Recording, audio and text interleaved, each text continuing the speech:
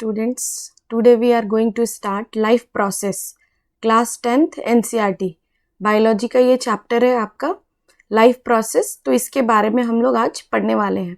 Life process क्या होता है? जैसे कि हम लोग अपने डे टू डे एक्टिविटी को परफॉर्म करते हैं, है ना, और जो भी चीज़ें उसमें रिक्वायरमेंट है, जैसे कि आप न्यूट्रिशन लेते हो, आपके फूड जो है डाइजेस्ट होते हैं, आप एक्सक्रीट करते हो, है ना, और वो जो फूड आपका डाइजेस्ट हुआ है वो बॉडी उसको यूज़ करती है, यूटिलाइज करती है। तो ये सारे जो है लाइफ प्रोसेस के अंदर आते हैं, है ना। तो लाइफ प्रोसेस में हम लोग देखने वाले हैं कि कैसे आपका जो फंक्शनिंग है बॉडी का वो होता है, और लाइफ प्रोसेस क्यों ज़रूरी है, लाइफ प्रोसेस होता क्या है, इस सब के बारे में हम लोग देखने वाले हैं। ठीक है, तो चलिए आइए देखते हैं लाइफ प्रोसेस के बारे में। तो लाइफ प्रोसेस इन्वॉल्व करता है all living things perform certain life process like growth, excretion, respiration, circulation etcetera.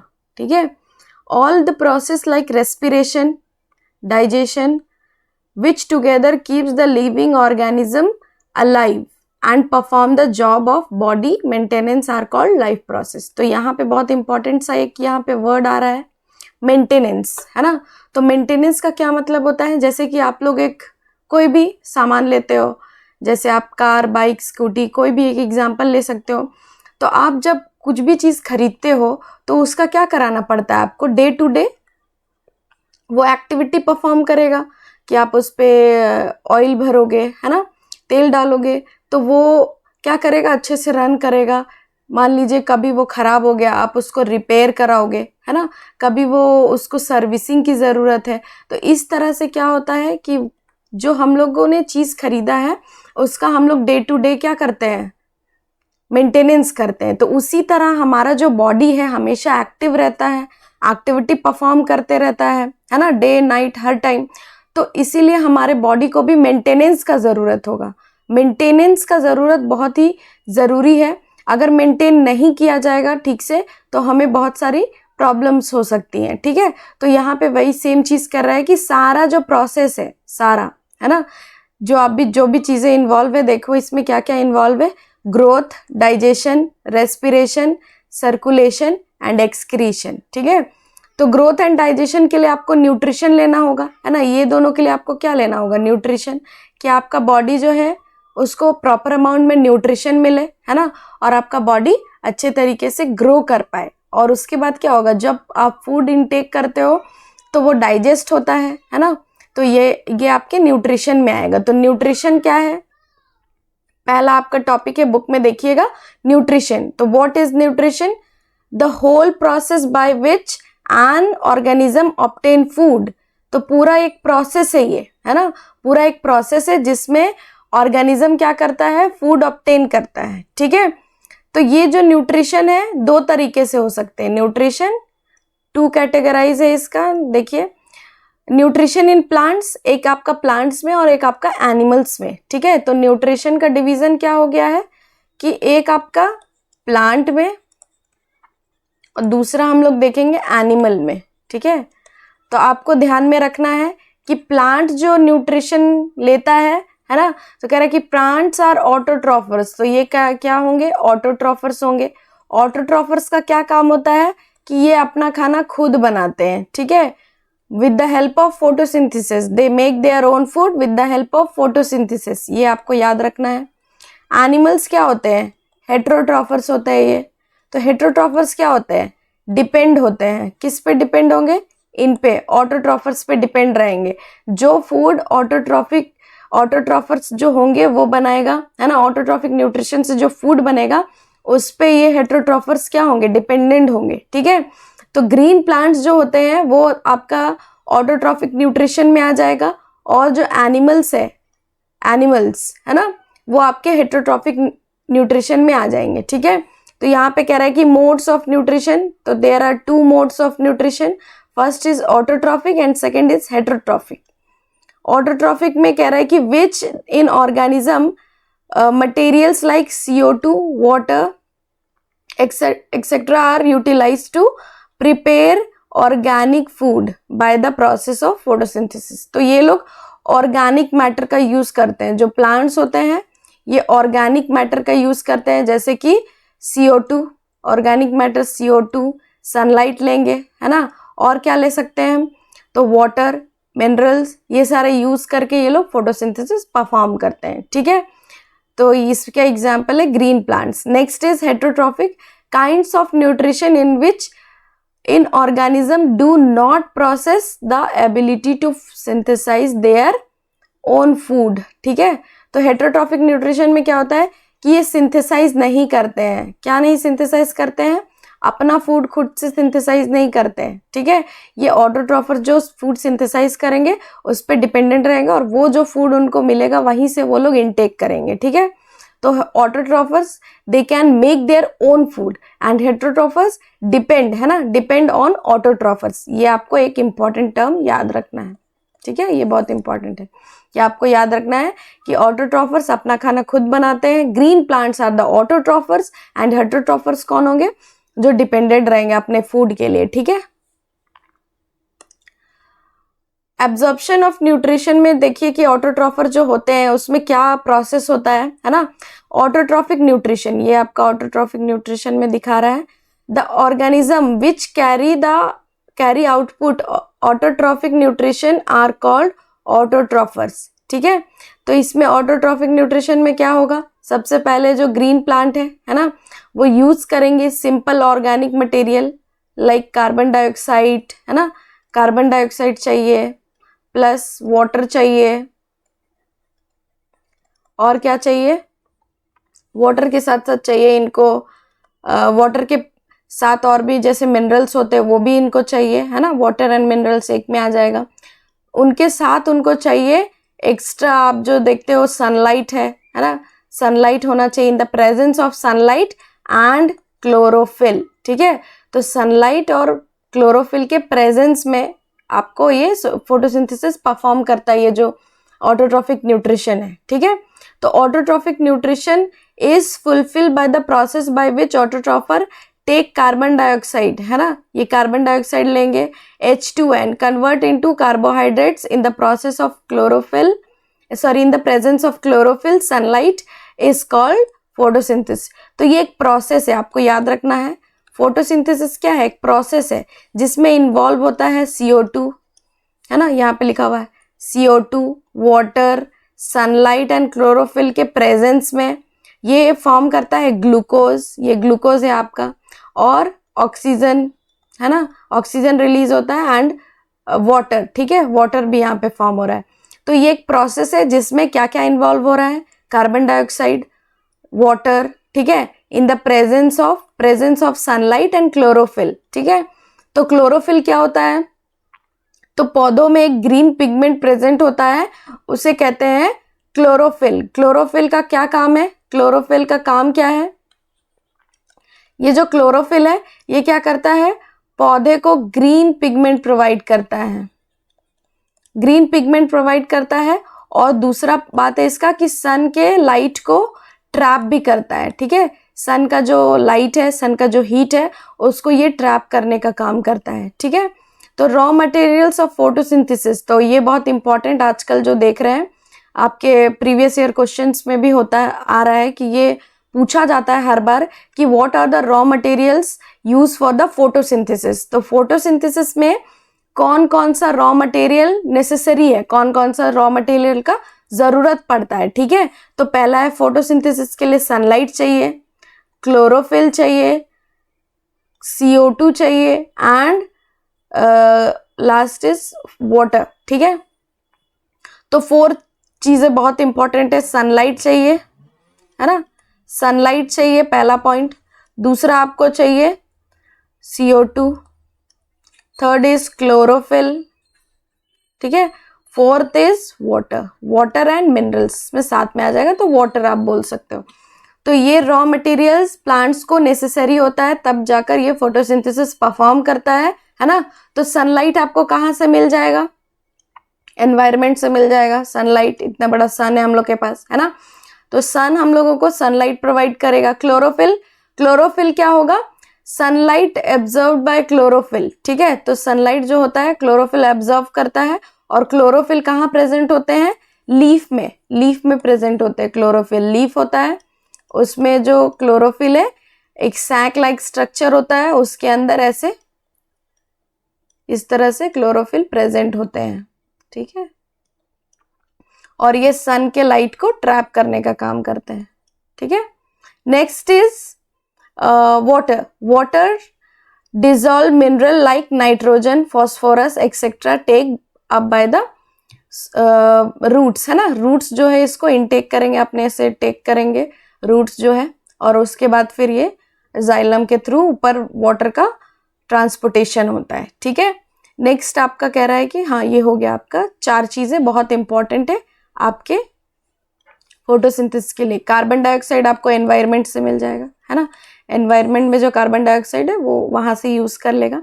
Site of photosynthesis, तो क्लोरोप्लास्ट इन द लीफ, तो लीफ में जो क्लोरोप्लास्ट होता है ना, उसके अंदर क्लोरोफिल होते हैं प्रेजेंट, ठीक है। तो वो आपको वहां पे फोटोसिंथेसिस परफॉर्म करते हैं, ठीक है, वहां पे ये फोटोसिंथेसिस होता है।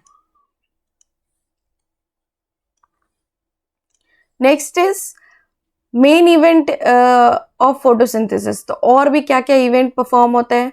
Absorption of light energy by chlorophyll, है ना। पहला पॉइंट कह रहा है कि एब्जॉर्प्शन होगा लाइट एनर्जी का क्लोरोफिल में। Second, conversion of light energy into chemical energy, light energy change हो जाता है केमिकल एनर्जी में, ठीक है। और क्या होता है, स्प्लिटिंग और breaking down of water, water molecule जो है स्प्लिट हो जाते हैं ऑक्सीजन में एंड हाइड्रोजन में, ठीक है। कह रहा है ऑक्सीजन एंड हाइड्रोजन, ठीक है। नेक्स्ट है रिडक्शन ऑफ CO2, CO2 का रिडक्शन होता है टू कार्बोहाइड्रेट, ठीक है। नेक्स्ट है आपका स्टोमेटा। स्टोमेटा क्या होता है, तो स्टोमेटा आपका एक छोटा इस तरह का स्टोमेटा आपने देखा होगा कि जो लीफ है, ये लीफ है, इसमें छोटे छोटे पोर्स प्रेजेंट होते हैं, है ना। लीव्स में जो पोर्स प्रेजेंट होते हैं छोटे छोटे इस तरह के, उसे ही कहते हैं स्टोमेटा। तो स्टोमेटा का क्या काम है, यहाँ पे कह रहा है फंक्शन ऑफ स्टोमेटा, कह रहा है कि tiny pores present on the surface of leaf, तो लीफ के सरफेस में स्टोमेटा प्रेजेंट होता है। इसका फंक्शन है exchange of gas, CO2 and O2 का एक्सचेंज करेगा ये। Loss of large amount of water, है ना, वाटर वेपर में ये लार्ज अमाउंट ऑफ वाटर भी रिलीज करता है, इसको ट्रांसपीरेशन कहते हैं, ठीक है। ये ट्रांसपीरेशन का नेक्स्ट वाले में आपका है, तो वहां पे हम लोग इसको अच्छे से एक्सप्लेन करेंगे। ट्रांसपीरेशन में आपको बस ये समझना है कि जो वाटर रूट के थ्रू ऑब्जर्व किया जा रहा है, ठीक है, तो वो रिलीज होता है एज अ वाटर वेपर, तो उसी को कह रहे हैं ट्रांसपीरेशन, ठीक है। तो ये हम लोग आगे समझेंगे। देखिए यहाँ पे फोटोसिंथेसिस परफॉर्म हो रहा है, फोटोसिंथेसिस के लिए चाहिए सनलाइट, है ना। सेकेंड है carbon dioxide, third is water and minerals, water H2O, and fourth is chlorophyll, जो यहाँ प्रेजेंट होगा क्लोरोफिल इस वाले में, फोर्थ क्लोरोफिल, ठीक है। ये आपका यहाँ पे स्टोमेटा होगा और स्टोमेटा में क्लोरोफिल प्रेजेंट होंगे, और जब ये फॉर्म करेगा तो ऑक्सीजन बनाएगा, ये ऑक्सीजन बनेगा, ग्लूकोज सुगर, है ना, सुगर ग्लूकोज बनाएगा, प्लस H2O भी बनाएगा, ठीक है, ये नहीं दिया हुआ, ठीक है। नेक्स्ट देखिए, ये आपका स्टोमेटा का ड्राइंग दिया हुआ है, डायग्राम आपके बुक में भी प्रेजेंट है ये। तो देखिए जब यहाँ पर क्या होता है कि वाटर इन्वॉल्व होता है, वाटर यहाँ पे आएगा, वाटर जब रूट के द्वारा ऑब्जर्व किया जाता है, और उसके बाद जब यहाँ पर ये प्रेजेंट होता है, जब ये लीफ तक पहुँचता है, तो वहाँ पर एक प्रेशर क्रिएट होता है, जिसके वजह से इसके जो पोर्स है, स्टोमेटल पोर्स, ये ओपन हो जाते हैं, ये ओपन है, एंड ये वाला देखिए ये क्लोज है, ठीक है।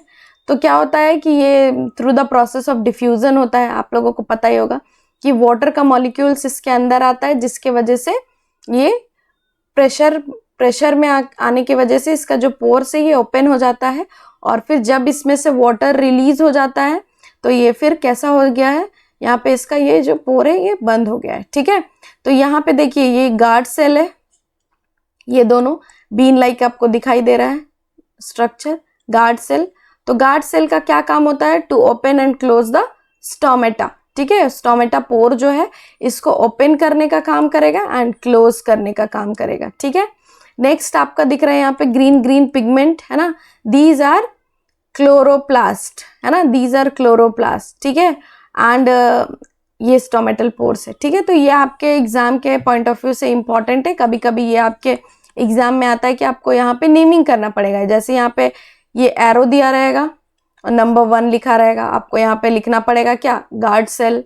नंबर 2 दिया रहेगा, यहाँ पे ऐसे डैश स्टोमेटल पोर लिखना पड़ेगा, एंड नंबर 3 क्लोरोप्लास्ट। इस तरह से आपके एग्जाम के पॉइंट ऑफ व्यू से ये इंपॉर्टेंट है, इसका आने का चांसेस होता है। ठीक है, तो आई होप ये आप लोगों को समझ में आ गया होगा कि स्टोमेटा है, स्टोमेटा का कैसा फंक्शनिंग है ना।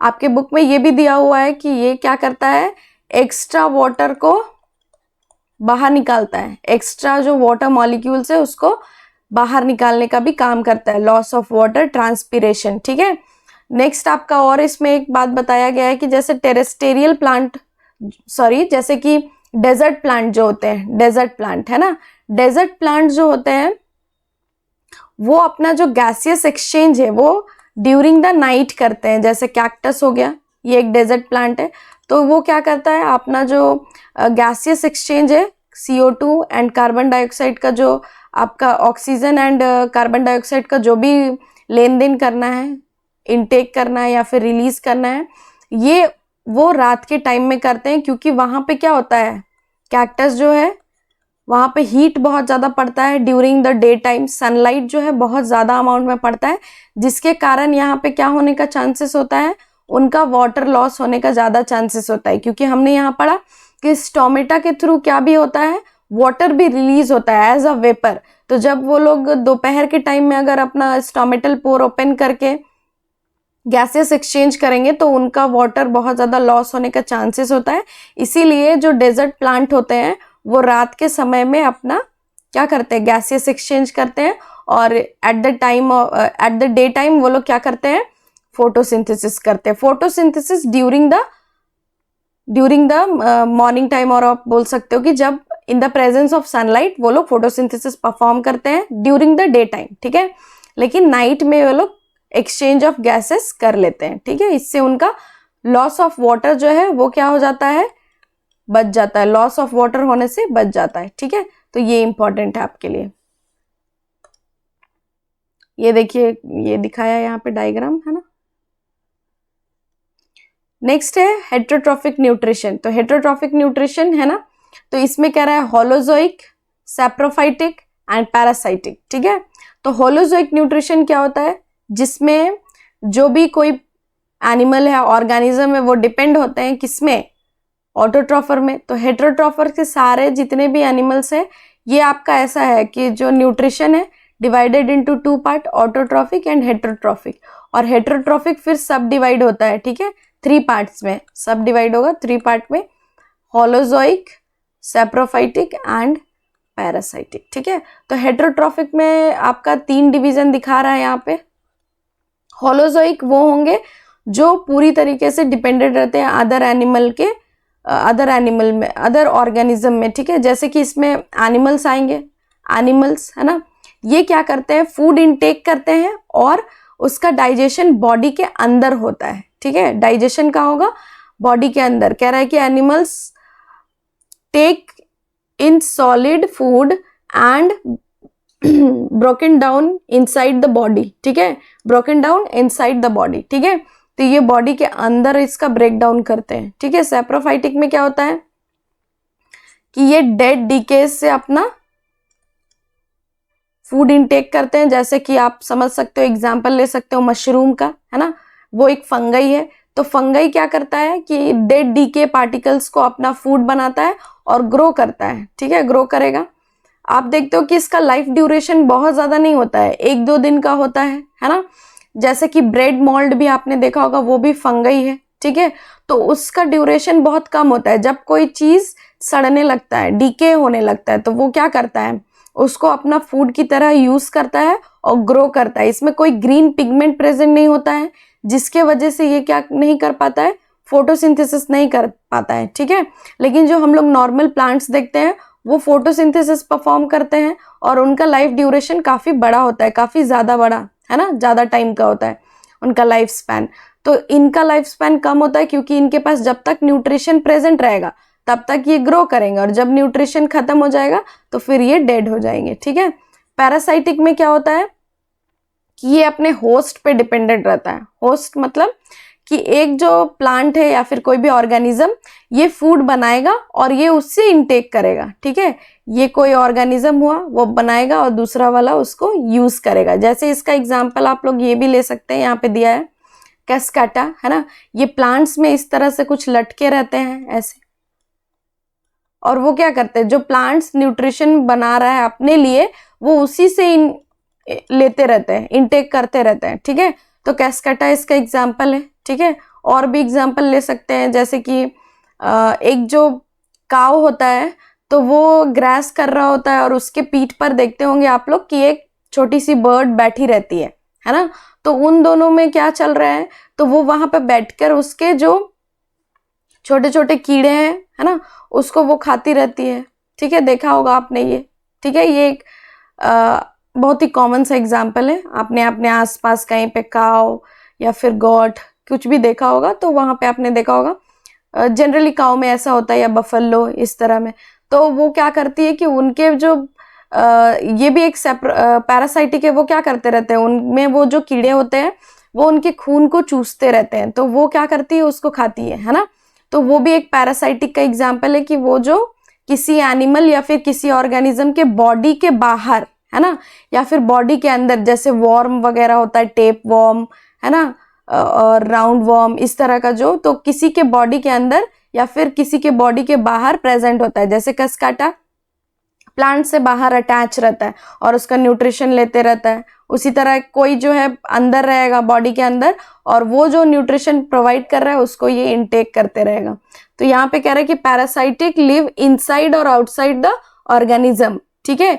इनसाइड भी हो सकता है, आउटसाइड भी हो सकता है, and drive nutrition from it, और वहां से हमेशा न्यूट्रिशन लेते रहता है, ठीक है। Sorry, derive nutrition from it, ठीक है। How do organism obtain their food, तो ऑर्गेनिज्म जो है अपना फूड कैसे ऑब्टेन करते हैं, ठीक है। तो यहाँ पे आप देख रहे हो कि ये आपका अमीबा का स्ट्रक्चर है ना, अमीबा है। तो अमीबा का क्या होता है, एक अमीबा का यहाँ पे दिखा रहा है सूडोपोडिया होता है। अमीबा में क्या होता है, सूडोपोडिया, ठीक है। सूडोपोडिया जो यहाँ पे आपको फिंगर लाइक स्ट्रक्चर दिख रहा है, ये finger like structure, these are called pseudopodia, जिससे ये मूव करता है। आप लोगों ने पढ़ा होगा क्लास 9th में कि इनका जो मूवमेंट के लिए हेल्पफुल होता है ये, ठीक है।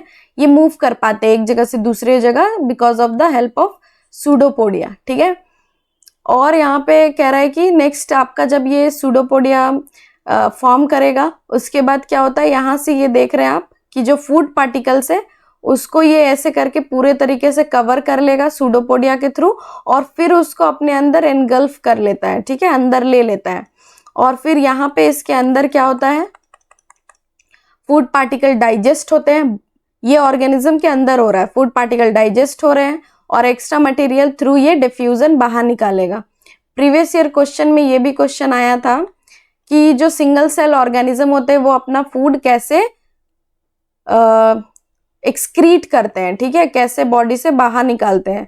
तो ये जो अमीबा का एग्जाम्पल था तो वो थ्रू डिफ्यूजन निकालता है, ठीक है। तो यहाँ पे हम लोग देखते हैं कि डिफ्यूजन के थ्रू निकालता है बाहर, बॉडी के बाहर, ठीक है। तो यहाँ पे देखिए ये जो आपका एक सिंगल सेल ऑर्गेनिज्म दिखा रहा है तो उसमें ये पॉसिबल है। जैसे कि आप लोगों को पता होगा कि ऑर्गेनिज्म जो होते हैं वो 2 कैटेगरीज में डिवाइड होते हैं, सिंगल सेल ऑर्गेनिज्म, है ना, एंड मल्टी सेल्यूलर ऑर्गेनिज्म, ठीक है। Multi cellular organism, single cell organism क्या होते हैं, जो सिंगल सेल होता है, एक ही सेल में सारा चीज वो परफॉर्म करते हैं, सारा एक्टिविटी।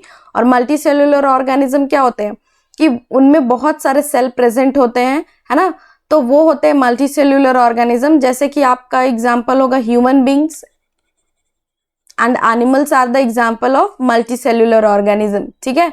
और सिंगल सेल का एग्जाम्पल हम लोगों ने लिया है अमीबा, ठीक है, और भी आप पैरामीशियम आपके बुक में भी होगा, ठीक है। तो ये सारे सिंगल सेल ऑर्गेनिज्म है, इनमें क्या होता है, all the activity perform by a single cell, सारे जो भी एक्टिविटी है वो सिंगल सेल ही परफॉर्म करता है। और इसमें क्या होता है, डिवीजन ऑफ वर्क होता है,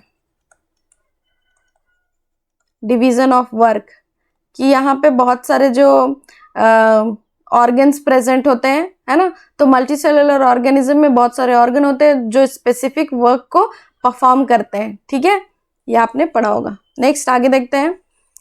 तो यहाँ पे एक एग्जांपल और दिया है पैरामीशियम का। पैरामीशियम के ऊपर में ये देख रहे हैं आप, सीलिएटेड पार्ट होता है, सीलिया हेयर लाइक स्ट्रक्चर आपको दिखाई दे रहा है ना। तो ये क्या करता है, सीलिया जो है present at the all the body, ठीक है। ये क्या करता है, टेक इन फूड। तो यहाँ से देख रहे हैं आप, यहाँ पे दिखाया है, यहाँ से फूड ये अंदर ले रहा है, फूड पार्टिकल्स अंदर जा रहे हैं, ब्रेक डाउन हो रहे हैं, है ना। और यहाँ पे आप देख रहे हो कि बाहर भी जा रहा है, ठीक है। तो ये जो है पूरा प्रोसेस है, ठीक है।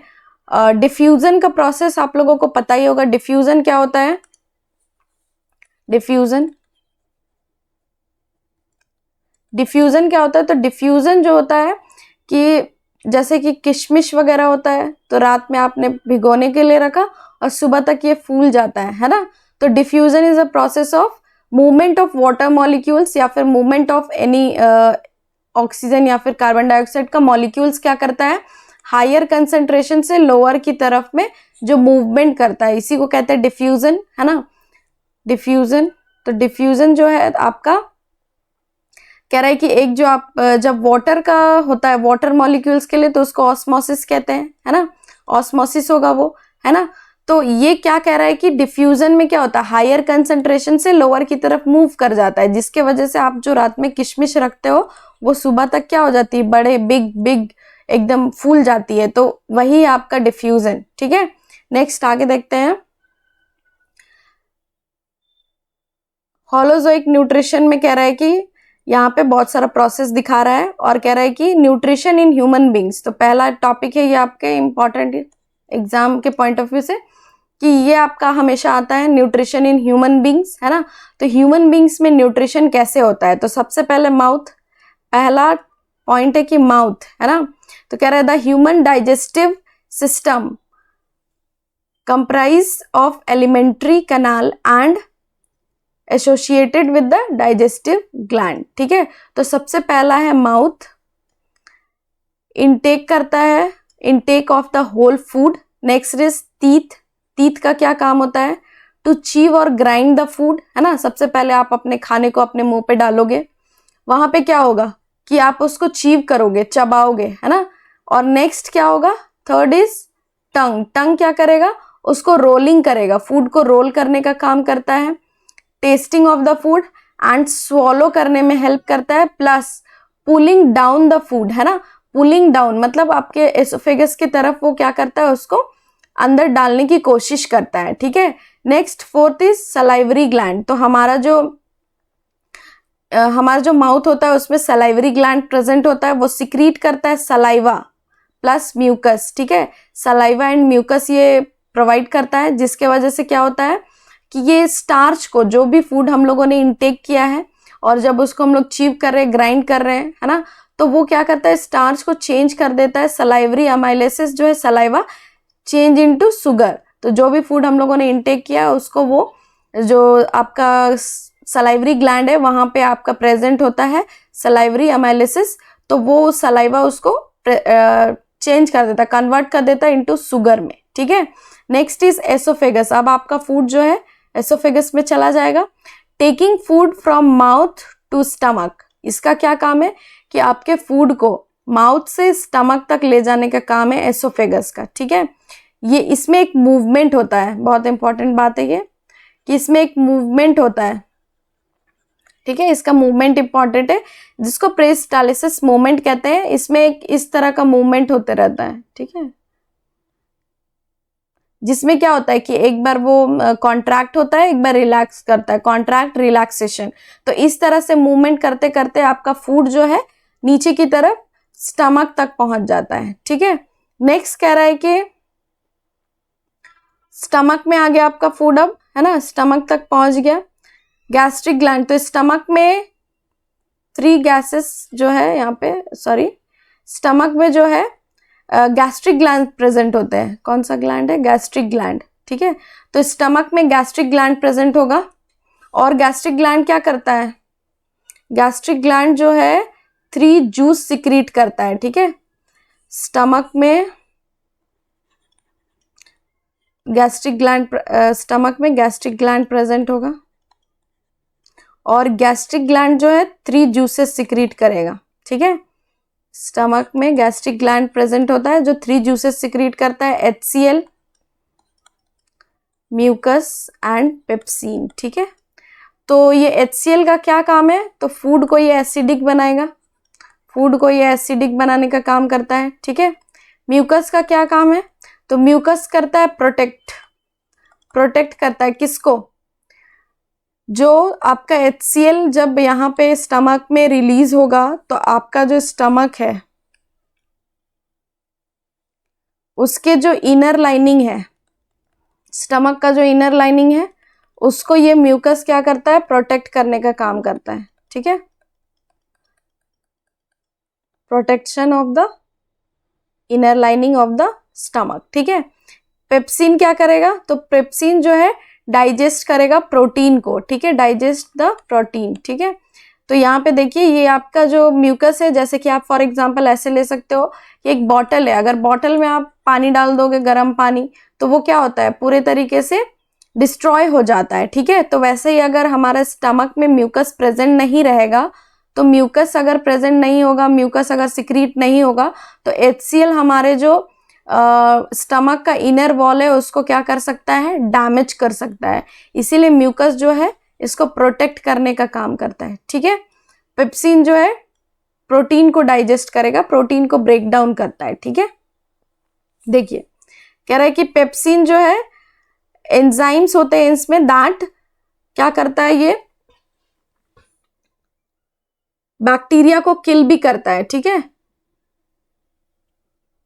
सॉरी, गैस्ट्रिक ग्लैंड क्या करता है, तो गैस्ट्रिक ग्लैंड क्या करता है, तो इसमें 3 जूसेस सिक्रीट होते हैं, है ना।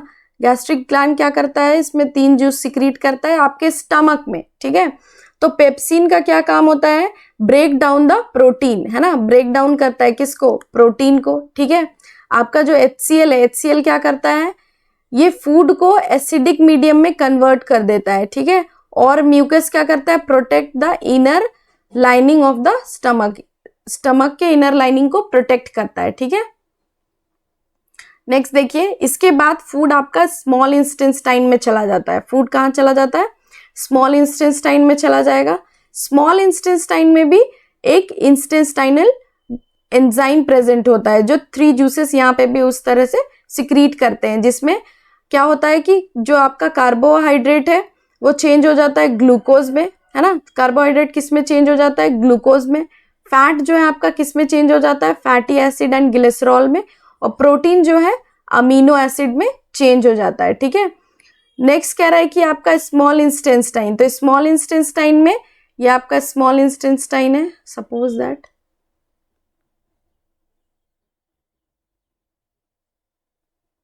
इसमें आपका विली लाइक स्ट्रक्चर होता है, ठीक है, ये इस तरह से विली लाइक स्ट्रक्चर, जैसे फिंगर लाइक स्ट्रक्चर है वैसा विली लाइक स्ट्रक्चर, है ना, विली, ठीक है। तो ये क्या करता है, आपका जो फूड पार्टिकल्स है, जो भी डाइजेशन में कंप्लीट डाइजेशन आपका इन स्मॉल इंटेस्टाइन में हो जाता है। अब जो ये आपका कहते हैं ग्लूकोज है, ग्लिसरॉल है और अमीनो एसिड है, ये तीनों का एब्जॉर्प्शन होगा। तो ये तीनों को एब्जॉर्ब करने के लिए यहाँ पे विली लाइक स्ट्रक्चर होता है। विली लाइक स्ट्रक्चर में क्या करेगा, ये एब्जॉर्ब करेगा, है ना। इसका सरफेस एरिया को इंक्रीज कर देता है एब्जॉर्ब करने के लिए। जो ये विली लाइक स्ट्रक्चर है इसका सरफेस एरिया को इंक्रीज कर देता है। जैसे अगर इतने छोटे सरफेस में अगर प्लेन्स फ्लैट सरफेस अगर हम लोग बनाते हैं तो इतने जगह में इतना ही होगा, लेकिन ये जो है काफी बड़ा है ना, काफी ज्यादा सरफेस है इसका, इंक्रीज हो गया है, जिसके वजह से फूड पार्टिकल्स आसानी से एब्जॉर्ब हो जाएंगे, ठीक है। तो कह रहा है कि help in the absorption of food into the blood, finger like projection. तो आपका ये फूड को एब्जॉर्ब करने में हेल्प करेगा और ये थ्रू ब्लड आपका चला जाएगा, ठीक है। स्मॉल इंटेस्टाइन में कह रहा है कि receives the secretion from liver से क्या आता है, बाइल जूस। आपका जो लिवर है वहां से बाइल जूस आएगा, ठीक है। और लार्ज फैट ग्लोब्यूल्स जो है छोटे छोटे फैट ग्लोब्यूल्स में चेंज हो जाएंगे। This process is known as emulsification. Emulsification में क्या होता है कि बड़े बड़े जो फैट ग्लोब्यूल्स है ना, वो छोटे छोटे फैट ग्लोब्यूल्स में चेंज हो जाएंगे। इस प्रोसेस को क्या कहेंगे? इमल्सिफिकेशन, ठीक है, इमल्सिफिकेशन कहेंगे इस प्रोसेस को, ठीक है। और कह रहे हैं कि पेनक्रियास से पेनक्रियाटिक जूस आता है, पेनक्रियास से पेनक्रियाटिक जूस आएगा जो कि ट्रिप्सिन क्या करेगा? प्रोटीन से पेप्टोन्स बनाएगा और ये जो लाइपेज है फैट से ग्लिसरॉल बनाने का काम करता है, ठीक है। तो ये आपको थोड़ा याद रखना पड़ेगा कि सबसे पहले क्या हुआ स्मॉल इंटेस्टाइन में, यहाँ पे आपको कंप्लीट बता रहा है कि होगा क्या, ठीक है, कि ये जो इंटेस्टाइन जो यहाँ पर इंटेस्टाइन में जब ये पहुंचेगा तो यहाँ पे carbohydrate change into glucose, fat change into fatty acid glycerol और protein change into amino acid. तो स्मॉल इंटेस्टाइन में क्या होता है? जूसेस सिक्रीट होते हैं, जूसेस रिसीव होते हैं फ्रॉम द लिवर, लिवर से बाइल जूस आएगा जो कि क्या करेगा? लार्ज फैट ग्लोब्यूल्स को स्मॉल वाले में चेंज कर देगा, ठीक है। ये लार्ज वाले को स्मॉल वाले में चेंज कर दिया, ठीक है। ये आपका लिवर से हुआ, लिवर से जो बाइल जूस आया, ठीक है। नेक्स्ट आपका जो है यहाँ पे इमल्सिफिकेशन हुआ, इसी प्रोसेस को इमल्सिफिकेशन कह रहे हैं, ठीक है। यहाँ क्या कर रहा है कि लार्ज फ्लैट ग्लोब्यूल्स जो है स्मॉल फ्लैट ग्लोब्यूल्स में चले गए हैं। नेक्स्ट इज पेनक्रियास, तो पेनक्रियास से जूस सिक्रीट हो रहा है, पेनक्रियास इस तरह का स्ट्रक्चर होता है ना, पेनक्रियास। तो पेनक्रियास से ट्रिप्सिन एंड लाइपेज सिक्रीट होगा और फिर क्या करेगा? प्रोटीन को पेप्टोन्स में चेंज कर देगा, फैट को ग्लिसरॉल में चेंज कर देगा। इमल्सिफिकेशन क्या होता है? The process of breaking down of large fat globules into small fat globules, ठीक है। तो लार्ज फैट ग्लोब्यूल्स को छोटे छोटे पार्टिकल्स में तोड़ेगा, उसी को कह रहा है स्मॉल फैट ग्लोब्यूल्स में कन्वर्ट कर देता है, ठीक है। लार्ज इंटेस्टाइन क्या है? Absorption of water. तो आपको एक बात याद रखनी है कि आपका जो डाइजेशन है वो कहाँ पे स्टार्ट हुआ? वो स्टार्ट हुआ है आपका माउथ में, और एंड कहाँ पे हो रहा है? तो एंड हो रहा है आपका स्मॉल इंटेस्टाइन में, ठीक है। अब जो आपका एक्स्ट्रा पार्टिकल्स है, एक्स्ट्रा वेस्टेज फूड है, सॉलिड है ना, वो चला जाएगा लार्ज इंटेस्टाइन में। लार्ज इंटेस्टाइन में सिर्फ और सिर्फ वाटर का एब्जॉर्प्शन होता है, ठीक है, वाटर का एब्जॉर्प्शन होगा और उसके बाद आपका जो भी एक्स्ट्रा पार्टिकल्स है, जो भी वेस्टेज है, ठीक है, वो आपका रिमूव हो जाएगा फ्रॉम द बॉडी, ठीक है, थ्रू एनएस। ये आपका डाइजेशन का है। देखिए, तो सबसे पहले फूड यहाँ से इनटेक हुआ है ना, फूड आपका यहाँ अंदर गया, यहाँ पे आपका टीथ वगैरह उसको ग्राइंड करने में हेल्प किया, अचीव किया, और उसके बाद यहाँ पे एक ये एसोफेगस है, इसमें एक मूवमेंट होता है प्रीस्टालिसिस मूवमेंट। यहाँ से आपका फूड जो है ट्रैवल करते हुए यहाँ तक आया स्टमक में। स्टमक में आपका गैस्ट्रिक ग्लैंड प्रेजेंट होता है। गैस्ट्रिक ग्लैंड क्या करता है? 3 जूसेस सिक्रीट करता है, HCl, म्यूकस एंड पेप्सिन, ठीक है। ये 3 यहाँ पे सिक्रीट होगा, तीनों का काम है। HCl आपका फूड को एसिडिक बनाएगा, म्यूकस आपके इनर वॉल को प्रोटेक्ट करेगा, ठीक है, और प्रोटीन क्या करेगा? पेप्सिन प्रोटीन का डाइजेशन करेगा, पेप्सिन प्रोटीन का डाइजेशन करेगा। अच्छा है कि पी है, आप समझ जाओगे कि ये पेप्सिन का काम क्या है। P for pepsin, P for protein, तो पेप्सिन प्रोटीन का डाइजेशन करेगा, ठीक है। नेक्स्ट यहाँ पर और भी चीजें हैं। यहाँ पे आपका यहाँ से लीवर से, ये देख रहे हैं आप, यहाँ से लीवर से आएगा बाइल जूस, है ना, और पेनक्रियास से पेनक्रियाटिक जूस, ठीक है, ये आप लोगों ने देखा। उसके बाद यहाँ पे डाइजेशन जब कंप्लीट हो जाएगा तो आपका फूड पार्टिकल जो है लार्ज स्मॉल इंटेस्टाइन में आ जाएगा। ये है आपका स्मॉल इंटेस्टाइन, है ना, तो स्मॉल इंटेस्टाइन में आएगा और स्मॉल इंटेस्टाइन में आपका फूड जो है कंप्लीट डाइजेस्ट हो जाएगा, ठीक है, फूड आपका कंप्लीट डाइजेस्ट हो जाएगा। कंप्लीट डाइजेशन में आपका ये जब कंप्लीट डाइजेशन हो जाएगा उसके बाद फिर जो यहाँ पे विली लाइक स्ट्रक्चर है वो फूड को एब्जॉर्व कर लेंगे और उसके बाद ये आपका फूड जो है स्मॉल इंटेस्टाइन से होते हुए लार्ज इंटेस्टाइन में चला जाएगा और लार्ज इंटेस्टाइन में वाटर का एब्जॉर्प्शन होगा। किसका एब्जॉर्प्शन होगा? वाटर का एब्जॉर्प्शन होगा और उसके बाद फिर ये एनएस के थ्रू आपका वेस्ट प्रोडक्ट बाहर आ जाएगा, ठीक है। तो देखिए यहाँ पे आपको बस ये जो आपका स्मॉल इंटेस्टाइन है और स्टमक है, इन दोनों में आपको बस थोड़ा याद करने की जरूरत है। बाकी आपका सिंपल प्रोसेस है ना, सिंपल प्रोसेस है, आप इसको इजीली समझ सकते हो, है ना। बार बार भी आपको अगर दिक्कत आ रहा है तो आप एक बार अच्छे से उसको कॉपी में नोट डाउन करो और इसका डायग्राम के साथ आप इसको प्रैक्टिस करो, क्योंकि ये एग्जाम में आने का चांसेस बहुत ज़्यादा रहता है। डाइजेशन, आपका डाइजेस्टिव सिस्टम है ना, तो आपको बस ये वाला यहाँ पे जो स्मॉल इंटेस्टाइन है और जो आपका स्टमक वाला पार्ट है, बस इसी में थोड़ा कंडीशन है कि यहाँ पे कौन कौन सा जूसेस सिक्रीट होंगे, है ना, कहाँ से कौन सा जूस आएगा, उसका वर्क क्या होगा। एक इम्पॉर्टेंट टॉपिक है कि इमल्सिफिकेशन क्या होता है, ठीक है। ये सब आपको याद रखने का जरूरत है ताकि आपका यहाँ पे इजीली आप इसको बना सको। आप इसको शॉर्ट में भी बना सकते हो अपने हिसाब से, जरूरी नहीं कि इतना बड़ा प्रोसेस दिखाया गया है तो आप बड़े ही को फॉलो करो। आप एक बार रफ यूज करो, एक बार आप उसको नोट्स की तरह यूज करो, तो आपका खुद अंडरस्टैंडिंग जब क्रिएट हो जाएगा तो आप खुद से बना पाओगे, ठीक है। तो ये डायग्राम थोड़ा आपको देखना होगा, कभी कभी डायग्रामेटिकल रिप्रेजेंटेशन एग्जाम में आ जाता है, तो आपको ये बनाना आना चाहिए और आपको थोड़ा बहुत आना चाहिए कि आप कैसे इसको लिख सको, है ना। आपको एक अपना अंडरस्टैंडिंग क्रिएट करना होगा कि सबसे पहला टर्म क्या होगा, सेकंड में क्या होगा, थर्ड में कहाँ जाएगा फूड, है ना, फोर्थ में क्या होगा, फिफ्थ में क्या होगा। ऐसे करके जब आप इसको सब डिवाइड कर लोगे, सब डिवाइड करने के बाद आपको कुछ टर्म्स याद होना चाहिए और वो टर्म्स के साथ आप इसको आराम से बना सकते हो, ठीक है। नेक्स्ट हम लोग देखते हैं रेस्पिरेशन। तो रेस्पिरेशन क्या होता है, तो यहाँ पर गैसियस एक्सचेंज होता है, ठीक है। Intake of oxygen from the atmosphere and release of carbon dioxide. तो ऑक्सीजन को इनटेक करना, है ना, हमारा बॉडी इनटेक करता है, जैसे फोटोसिंथेसिस में कार्बन डाइऑक्साइड इनटेक हो रहा था, प्लांट्स इनटेक कर रहे थे कार्बन डाइऑक्साइड और रिलीज कर रहे थे ऑक्सीजन, प्लांट्स, ठीक है। ये प्लांट्स के कॉन्टेक्स्ट में प्लांट्स, ठीक है। लेकिन एनिमल्स में क्या होता है, वो ऑक्सीजन लेते हैं, है ना, ऑक्सीजन लेते हैं और रिलीज क्या करते हैं, कार्बन डाइऑक्साइड। ये एनिमल्स में होता है, ठीक है। तो ब्रेकिंग डाउन ऑफ फूड, ये भी आपका रेस्पिरेशन में ही आता है। Breaking of simple food in order to release energy, ठीक है। तो फूड को ब्रेक डाउन करना और उसमें से एनर्जी रिलीज कराना, ये आपका कहलाता है रेस्पिरेशन। तो रेस्पिरेशन में दो बात है, पहला बात एक्सचेंज ऑफ गैसेस होगा, दूसरा कि breaking down of simple food into energy, है ना, in order to obtain energy, energy obtain करने के लिए। तो ये सेल्यूलर रेस्पिरेशन होगा, ठीक है। ये आपका सेल्यूलर रेस्पिरेशन होगा। और ये जो हम लोग कार्बन डाइऑक्साइड को बाहर निकाल रहे हैं, ऑक्सीजन ले रहे हैं, तो ये आपका ब्रीदिंग होगा, ठीक है।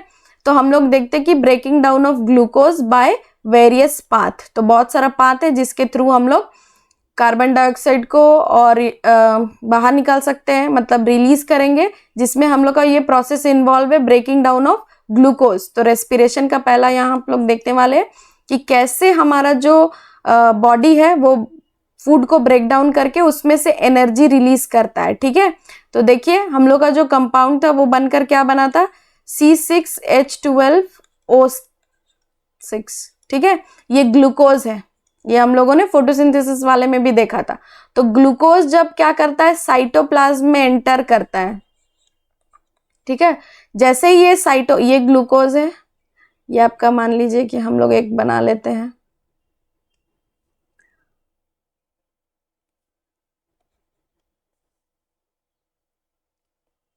ये हम लोग एक सेल का डायग्राम बना लेते हैं। तो सेल में बेसिक क्या होता है वो आप लोगों ने 9th क्लास में पढ़ा होगा कि जो सेल है, ठीक है, सेल में क्या होता है कि सबसे आउटर लेयर है ये आपका, है ना, आउटर लेयर, सबसे आउटर लेयर है ये सेल का, इसको कहते हैं सेल मेम्ब्रेन, ठीक है। ये आउटर लेयर आपका सेल मेम्ब्रेन होगा। इसके अंदर न्यूक्लियस होता है ना, इसके अंदर क्या होता है, न्यूक्लियस होता है और इसमें कुछ पार्टिकल्स होते हैं, फ्लूइड लाइक स्ट्रक्चर जो होता है, इसमें फ्लूइड प्रेजेंट होता है, उसे क्या कहते हैं, जो फ्लूइड इसमें प्रेजेंट होता है दैट इज साइटोप्लाज्म, ठीक है। तो मेन कंपोनेंट्स ऑफ सेल का यही है, मेन कंपोनेंट्स क्या है, यही है। सबसे पहला कि आपको पता होना चाहिए सेल मेम्ब्रेन है, ये एक सेल का डायग्राम मैंने बनाया है, तो सेल मेम्ब्रेन है। उसके बाद यहाँ पे ये साइटोप्लाज्म में जो फ्लूइड लाइक स्ट्रक्चर होता है, फ्लूइड होता है ये, ठीक है। और ये आपका ये जो दिख रहा है आपको, ये साइटोप्लाज्म है, फ्लूइड लाइक स्ट्रक्चर, और लास्ट इज न्यूक्लियस। ठीक है, तो अब हम लोग देखते हैं इसमें क्या हो रहा है कि जैसे ही ये जो ग्लूकोज है इसमें एंटर किया साइटोप्लाज्म में, तो ये ब्रेक डाउन हो जाता है, हाफ में बोल सकते हो आप। ठीक है, ये ब्रेक डाउन हो जाता है। ठीक है, और ये इसको कहते हैं पायरुवेटिक एसिड प्लस एनर्जी, ये हाफ में ब्रेक डाउन हो जाता है यहाँ पे जाते ही। ठीक है, तो ये जो C6 था ये C3 बन जाएगा, H12 क्या बन जाएगा, H6 बन जाएगा, और O6 जो है O3 में कन्वर्ट हो जाएगा। इसके बाद अब इसमें 3 फेजेस है। ठीक है, पहला है एब्सेंस ऑफ ऑक्सीजन, दूसरा है insufficient oxygen, and third is presence of oxygen. ठीक है, तो हम लोग एक एक करके देखते हैं।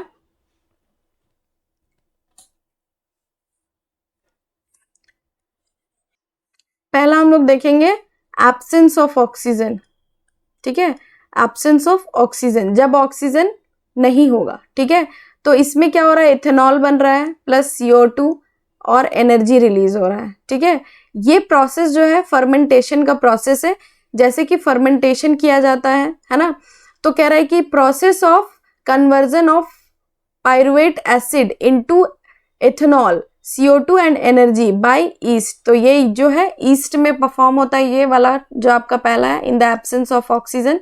यहाँ पे क्या होता है कि ये जो आपका in the absence of oxygen होगा। ठीक है, और इसमें क्या प्रोडक्ट बनकर निकलेगा, ethanol plus carbon dioxide plus energy. ठीक है, तो इसमें जो है इथेनॉल फॉर्म होगा। ठीक है, और कार्बन डाइऑक्साइड रिलीज होगा प्लस एनर्जी भी रिलीज होगा।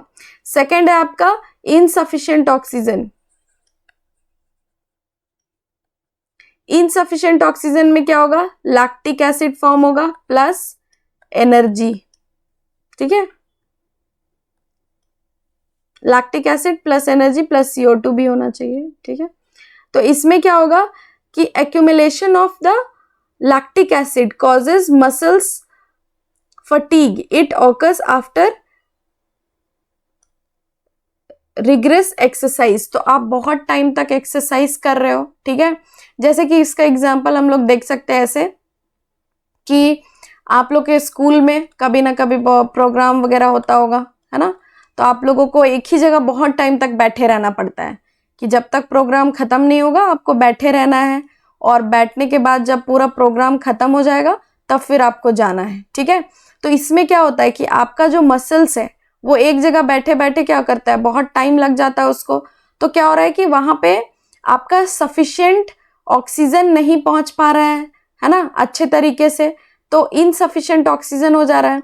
तो उस जगह पे मसल्स में क्या हो जा रहा है, लैक्टिक एसिड फॉर्म हो जा रहा है। ठीक है, लैक्टिक एसिड फॉर्म हो जा रहा है, एनर्जी बहुत कम रिलीज हो रहा है और कार्बन डाइऑक्साइड रिलीज हो रहा है। ठीक है, तो ये आपका जब हो रहा है तो आपको बहुत सारा बॉडी में क्रैम्प्स आने लगते हैं, है ना।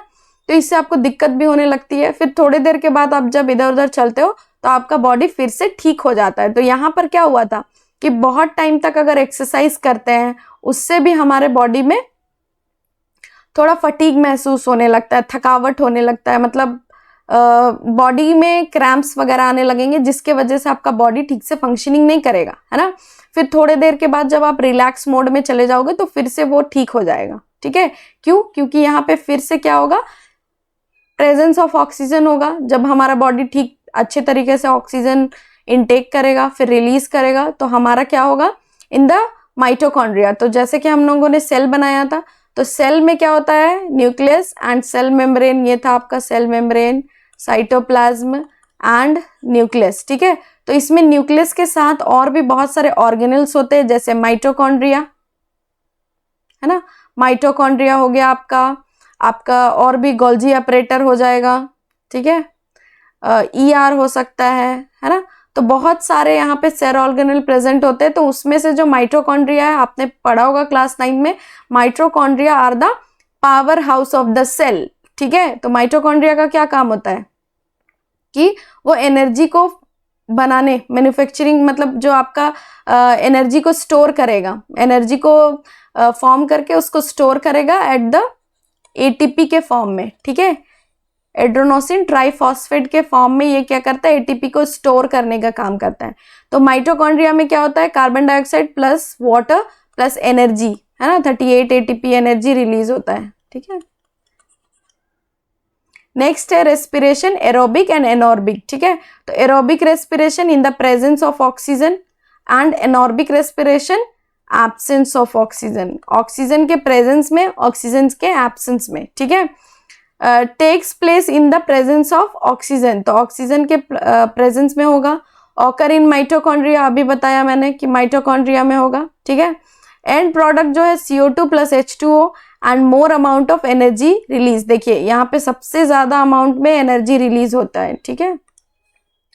जो आपका इन द प्रेजेंस ऑफ ऑक्सीजन है उसमें सबसे ज्यादा अमाउंट में ऑक्सीजन रिलीज होता है, ठीक है। इनसफिशिएंट में 2 ATP समथिंग रिलीज होता है, ठीक है। और इसमें तो लैक में बहुत कम, है ना, या फिर ना के बराबर एनर्जी रिलीज होता है, कम, ठीक है। तो ये आप लोग देख लेना अच्छे से, ठीक है। नेक्स्ट कह रहा है कि एनॉर्बिक रेस्पिरेशन में ये एब्सेंस ऑफ ऑक्सीजन में होता है, ऑकर्स इन साइटोप्लाज्म, तो ये साइटोप्लाज्म में ही हो जाता है, ठीक है, एनॉर्बिक रेस्पिरेशन। एंड एंड प्रोडक्ट क्या होता है, अल्कोहल ऑफ और लैक्टिक एसिड, तो यहाँ पे हम लोगों ने देखा जब एब्सेंस ऑफ ऑक्सीजन था तो अल्कोहल प्रेजेंट हुआ, एथेनॉल, ठीक है। और जब लैक था, लैक ऑफ ऑक्सीजन या फिर इनसफिशिएंट ऑक्सीजन, तो यहाँ पे लैक्टिक एसिड फॉर्म हुआ। तो आप याद रखना लैक ऑफ ऑक्सीजन, लैक से आपको याद रहेगा कि लैक्टिक एसिड परफॉर्म होगा, L for lac, L for lactic acid. तो ऐसे आपको पता चल जाएगा कि अगर लैक ऑफ ऑक्सीजन है तो लैक्टिक एसिड फॉर्म हो रहा होगा, ठीक है। एब्सेंस ऑफ ऑक्सीजन है तो क्या फॉर्म हो रहा होगा, इथेनॉल, इथेनॉल बन रहा होगा, ठीक है। और जब प्रेजेंस ऑफ ऑक्सीजन है तब तो फिर एनर्जी अच्छे से रिलीज हो रही होगी और सबसे हायर अमाउंट ऑफ एनर्जी इसी में रिलीज होगी, ठीक है। आई होप आप लोगों को समझ आ रहा हो। ये प्रोसेस आपका दिखाया है ह्यूमन रेस्पिरेटरी सिस्टम का, सबसे पहले नॉस्ट्रिल में जाता है, फिर नासल पैसेज में, नासल कैविटी में, है ना, और ये फिर यहाँ से ट्रेवल करते हुए आपके पूरे ये जो आपने ये आपको दिखाई दे रहा है यहाँ पे बलून लाइक स्ट्रक्चर, इस तरह से, इसमें बहुत सारे होते हैं छोटे छोटे, है ना, ये आपके बुक में दिया होगा, ठीक है। तो ये आपको जो ये स्ट्रक्चर दिखाई दे रहा है, ठीक है, ये स्ट्रक्चर जो है एल्वोइल, ठीक है, यहाँ पे ठीक से दिखाया नहीं है, ठीक है। तो ये स्ट्रक्चर क्या करता है, ये यहाँ पे जो छोटे छोटे बलून लाइक स्ट्रक्चर होते हैं, यहाँ पे गैसियस एक्सचेंज होता है, CO2 एंड O2 एक्सचेंज होते हैं यहाँ पे, ठीक है। और इसमें बहुत सारे ब्लड वेसल्स होते हैं जो फिर क्या करेंगे, ब्लड वेसल्स के थ्रू ये चले जाएंगे हमारे बॉडी पार्ट्स में, हार्ट में, ठीक है। तो लंग्स में एक्सचेंज होगा, फिर ये हार्ट में चला जाएगा। तो इस तरह से ये पूरा पैसेज है, ठीक है। ये उतना इंपॉर्टेंट नहीं है, ये वाला जो आपका है ज्यादा इंपॉर्टेंट है, इसको आप लोग ध्यान में रखना। ये आप बस ऐसे देख लेना कि कहाँ पर एक्सचेंज होता है, एक्सचेंज कैसे होता है, ठीक है। ये देख लेना आपकी जो मैकेनिज्म ऑफ ब्रीदिंग है ये देख लेना, ठीक है। आप लोग इनहेलेशन एंड एक्सहेलेशन, इनहेलेशन का मतलब होता है कि ये आप क्या करते हो, तब आपका जो रिब्स है वो एक्सपैंड करता है, ठीक है। और इसमें क्या होता है कि रिब्स मूव्स डाउनवर्ड। नेक्स्ट है आपका diaphragm becomes flat in shape, यहाँ पे डायफ्राम जो है आपका डायफ्राम बिकम्स डोम शेप, इस तरह का शेप फॉर्म करेगा, ठीक है। तो ये उतना इंपॉर्टेंट नहीं है, आपको बस ये ब्रीदिंग मैकेनिज्म थोड़ा देख लेना है कि कैसे होता है, ठीक है, कैसे ये आपका ब्रीदिंग होता है वो देख लेना है। जो रेस्पिरेशन के पॉइंट ऑफ व्यू से, एग्जाम के पॉइंट ऑफ व्यू से बता रहे हैं कि ये वाला आपको देखना ज्यादा इंपॉर्टेंट है कि रेस्पिरेशन जो 3 टाइप्स के होते हैं, ब्रेक डाउन ऑफ ग्लूकोज, उसको आपको देखना है, ठीक है।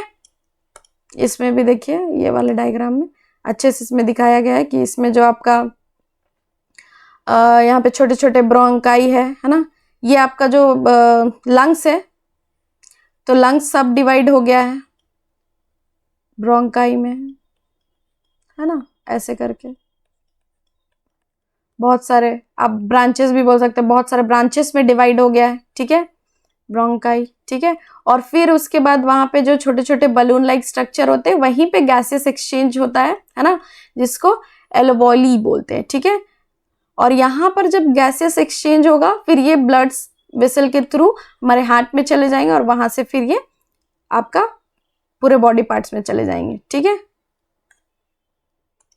देखिए यहाँ पे दिखाया है कि ये जो आपका डायफ्राम है वो एक्सपैंड कर रहा है, एक में दिखा रहा है कि ये नीचे आ रहा है, रिलैक्स हो रहा है, डाउन हो रहा है, ठीक है।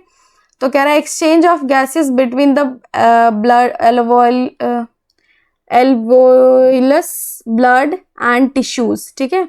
तो यहाँ पे कह रहा है कि एयर रिच, ये उतना इंपॉर्टेंट नहीं है, इस वाले पोर्शन को आप छोड़ दीजिए, बस ऐसे ही आप गो थ्रू कर लीजिएगा ताकि कभी भी अगर आए तो आप इसको इजीली टैकल कर सको, ठीक है। टेरेस्टेरियल ऑर्गेनिज्म में कह रहा है कि uses of atmospheric oxygen for respiration, ठीक है।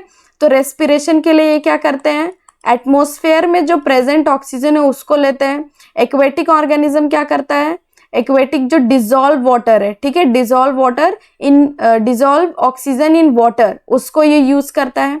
और रेस्पिरेशन इन प्लांट्स, तो प्लांट्स में तो थ्रू स्टोमेटा के जो लीव्स में जो स्टोमेटा प्रेजेंट होता है उसमें गैसेस एक्सचेंज होता है, ठीक है।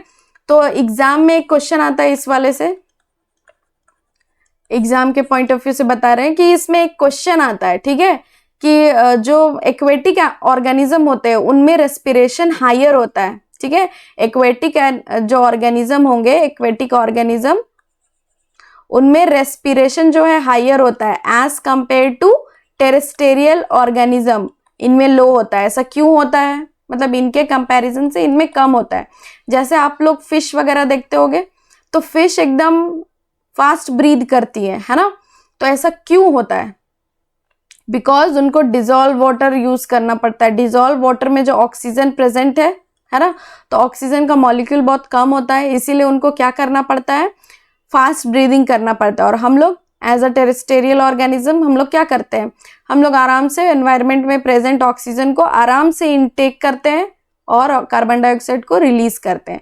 तो इसीलिए हम लोग के ब्रीदिंग जो है एज कंपेयर टू उनसे नॉर्मल है, और वो लोग बहुत फास्ट ब्रीदिंग करते हैं। यही इसका आंसर है, ठीक है। इसको आप अच्छे से फ्रेम कर लेना। Next is respiration in plant, तो ये कह रहा है कि स्टोमेटा और लेंटिकल्स इन स्टेम्स, तो ये बता रहा है, ठीक है। नेक्स्ट आगे देखते हैं। लाइफ प्रोसेस का ये सेकंड पार्ट है ना। इसमें क्या हो रहा है कि ट्रांसपीरेशन एंड एक्सक्रीशन। तो पहला पार्ट में हमने देखा न्यूट्रिशन एंड रेस्पिरेशन, ठीक है, न्यूट्रिशन देखा, रेस्पिरेशन देखा। सेकंड पार्ट में कह रहा है क्या देखेंगे, आपका ट्रांसपोर्टेशन देखेंगे और एक्सक्रीशन देखेंगे, ठीक है। तो ये जो आपका ट्रांसपोर्टेशन है लाइफ प्रोसेस का, ये सेकंड पार्ट है, ठीक है। पहला पार्ट में हमने देखा, क्या देखा हमने पहला पार्ट में, न्यूट्रिशन देखा और रेस्पिरेशन देखा, ठीक है। अब जब हम लोगों ने यहाँ पे फर्स्ट पार्ट को कंप्लीट कर लिया है तो अब हम लोग सेकंड पार्ट पे आ गए हैं। सेकंड पार्ट में हम लोग ट्रांसपोर्टेशन देखेंगे और एक्सक्रीशन देखेंगे, ठीक है। Transportation in animal and plant, excretion in animal and plant, ठीक है। तो ये अब हमारा नेक्स्ट टॉपिक है, यहां से हम लोग आगे देखने वाले हैं, ठीक है। देखिए जो यहाँ पे कह रहा है कि human beings like other multicellular organism need regular supply of food, ठीक है। इनको रेगुलर सप्लाई ऑफ फूड चाहिए, ठीक है। इनका सप्लाई ऑफ फूड कैसा होना चाहिए, रेगुलर होना चाहिए, तभी ये क्या कर पाएंगे, अच्छे से अपना परफॉर्म कर पाएंगे, है ना। तो कह रहा है इसके आगे देखिए कि the circulatory system in human beings consist of. तो अब जो भी हम लोगों ने फूड इनटेक किया, ठीक है, डाइजेस्ट हुआ, आपने देखा था कि विली जो है, विली लाइक स्ट्रक्चर है, वहां से फूड जो एब्जॉर्ब हुआ, अब वो कैसे ब्लड वेसल्स में मिलकर हमारे पूरे बॉडी पार्ट्स में ट्रैवल करेगा, तो वही है ट्रांसपोर्टेशन, ठीक है।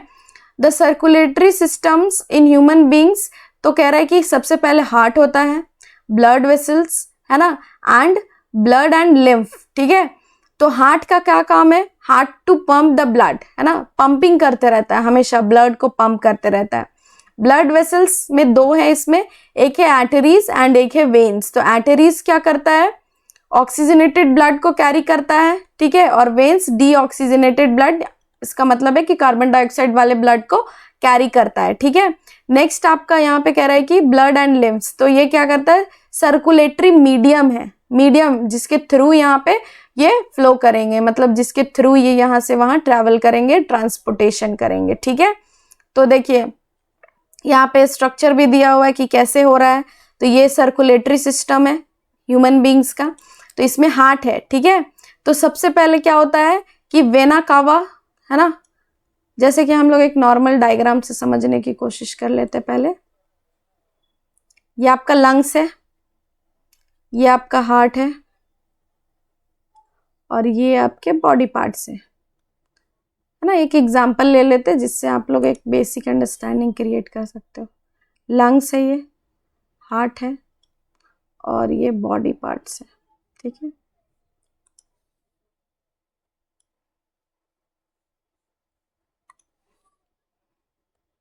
ठीक है ना। तो लंग्स में क्या हो रहा है, लंग्स में गैसियस एक्सचेंज हो रहा है। अभी जस्ट हम लोगों ने पढ़ा, लंग्स में गैसियस एक्सचेंज हो रहा है। कार्बन डाइऑक्साइड रिलीज कर रहे हैं, ऑक्सीजन इनटेक कर रहे हैं। ठीक है, कार्बन डाइऑक्साइड रिलीज कर रहे हैं, ऑक्सीजन इनटेक कर रहे हैं। हार्ट में ये क्या करेगा, सेम चीज लेके जाएगा। हम लोगों ने तभी डिस्कस किया कि ये लंग्स में गैसियस एक्सचेंज होगा और वो ब्लड वेसल्स के थ्रू चला जाएगा हार्ट में। ठीक है, तो जो ऑक्सीजनेटेड ब्लड है, ऑक्सीजनेटेड ब्लड का मतलब है जिसमें ऑक्सीजन प्रेजेंट है, वो हार्ट में आएगा। ठीक है, उसके बाद क्या होगा कि ये हार्ट से पूरे बॉडी पार्ट में जाएगा, हार्ट में आएगा और हार्ट से पूरे बॉडी पार्ट में जाएगा। ठीक है, फिर यहाँ पर भी सेम प्रोसेस होगा। क्या होगा कि यहाँ पर ऑक्सीजन ये बॉडी इनटेक कर लेगा और कार्बन डाइऑक्साइड रिलीज कर लेगा। ठीक है, तो इसमें क्या हो रहा है, बॉडी पार्ट से यहां से चला जाएगा हार्ट में, और हार्ट से चला जाएगा लंग्स में। क्या चला जाएगा, कार्बन डाइऑक्साइड। ठीक है, तो इधर जा रहा है ऑक्सीजन, है ना, इस वाले में ऑक्सीजन ट्रैवल कर रहा है। तो ये ऑक्सीजन ट्रैवल कर रहा है, इसको कहेंगे हम लोग ऑक्सीजनेटेड ब्लड। ठीक है, और यहां पर क्योंकि कार्बन डाइऑक्साइड ट्रैवल कर रहा है तो इसको कहेंगे डीऑक्सीजनेटेड ब्लड। अब देखो, अगर आप देख पा रहे हो गौर से, तो यहाँ पर दो सर्कुलेशन क्रिएट हो रहा है, दो सर्कल जैसा क्रिएट हो रहा है ना, इसीलिए इसे कहते हैं डबल सर्कुलेटरी सिस्टम। ठीक है, तो हम लोग इसको और एक बार इसी तरीके से अच्छे से देखने की कोशिश करते हैं। ठीक है, देखिए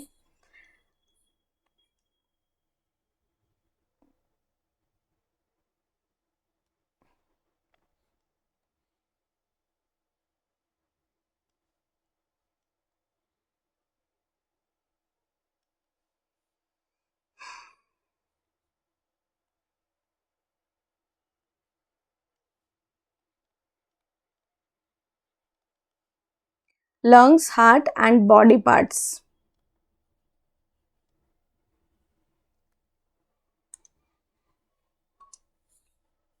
लंग्स से जो भी ऑक्सीजन हमारे बॉडी में आ रहा है, तो वो लंग्स से ऑक्सीजन यहाँ पे आएगा हार्ट में,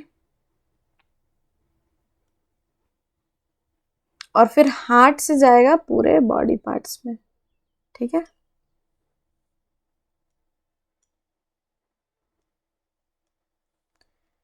अब जो यहाँ पे एक्सचेंज होगा, बॉडी पार्ट से जाएगा हार्ट में, और हार्ट से जाएगा लंग्स में।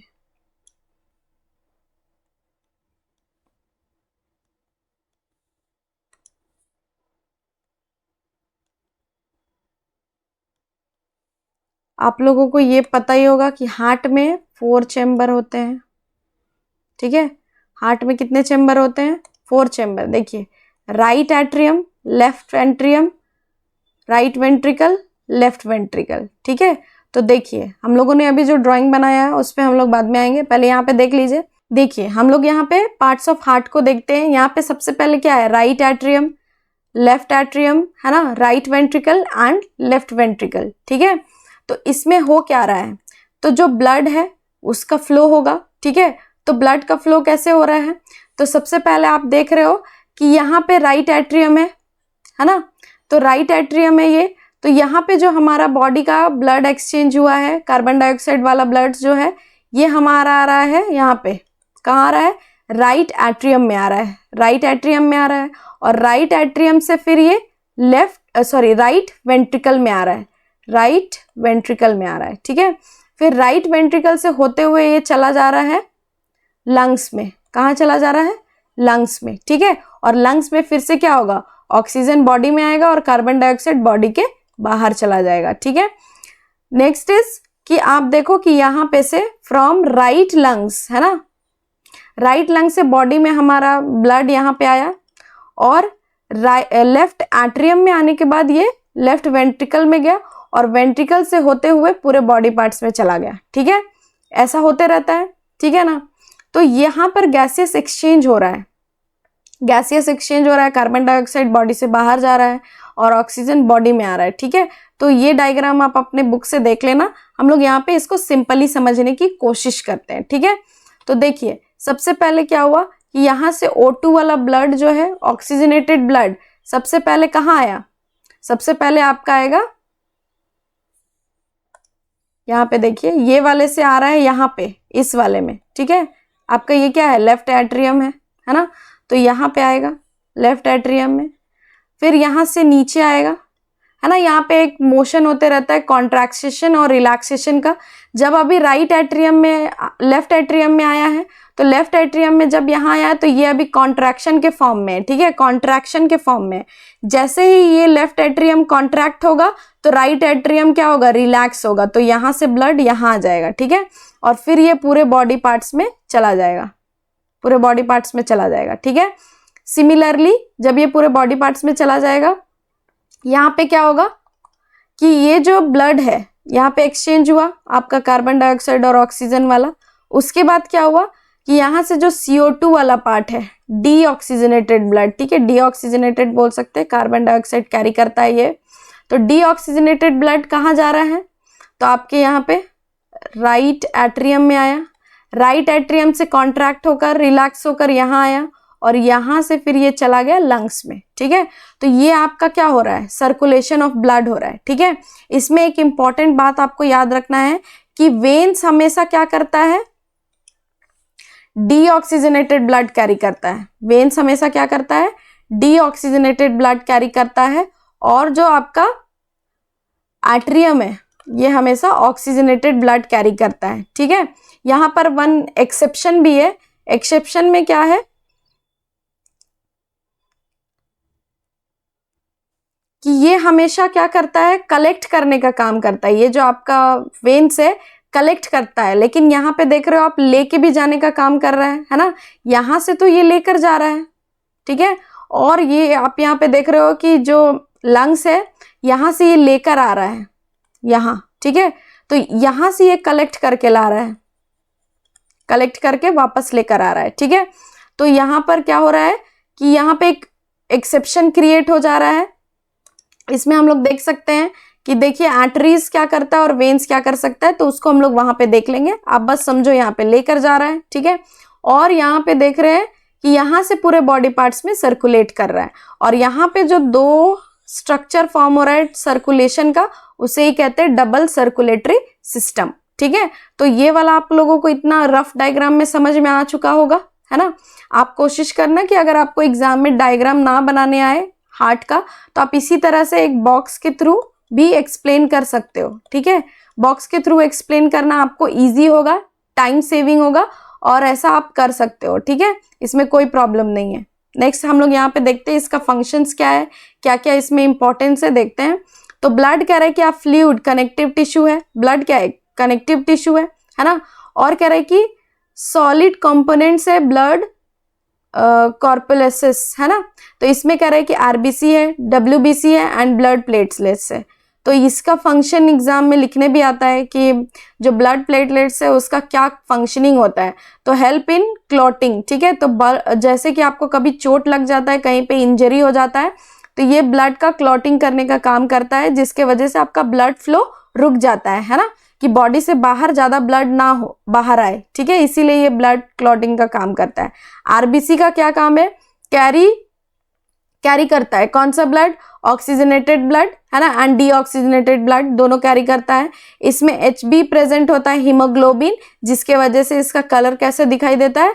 रेड कलर का दिखाई देता है, ठीक है। नेक्स्ट हम लोग WBC देखते हैं। ये आपको प्रोवाइड करता है डिफेंस, है ना। WBC are the immune system of our body. ये डिफेंस प्रोवाइड करता है, जर्म सेल्स को क्या करता है, किल करने का काम करता है, ठीक है। एंड प्रोड्यूस एंटीबॉडीज, ठीक है। नेक्स्ट कह रहा है कि एक जो आपका प्लाज्मा है, ये येलो कलर का फ्लूइड है, ये 90% ऑफ वाटर होता है, कंटेन करता है, एंड 10% ऑफ ऑर्गेनिक सब्सटेंस होता है इसमें, ठीक है। तो ये प्लाज्मा क्या कॉम्पोजिशन है, 90% of water and 10% of organic substance present होते हैं। प्लाज्मा प्रोटीन वाइस वर्सा, जैसे कि यहाँ पे कह रहा है कि क्या कह रहा है,